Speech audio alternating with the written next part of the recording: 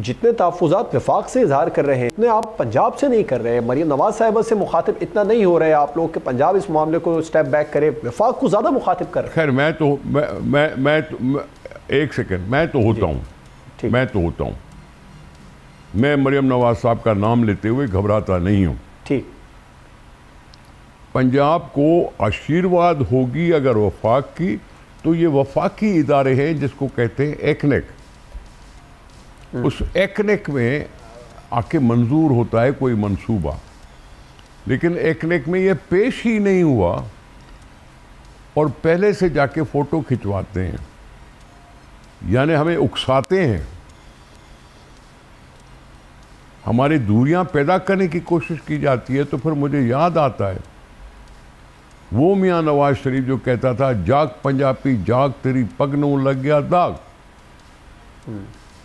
वो नवाज शरीफ याद आता है जिसने कहा था मैं काला बाग डैम का संगे बुनियाद रख रहा हूं। वो मुस्लिम लीग याद आती है कि मुशर्रफ के ज़माने में ग्रेटर थल कैनाल बन रही थी और उन्होंने कोई मुखालफत नहीं की, जबकि सिंध ने मुखालफत की। PMLN को भी सोचना चाहिए कि वो वफाकी जमात हैं या किसी एक सूबे की। सब्सक्राइब करें और बेल दबाएं ताकि कोई खबर रह न जाए।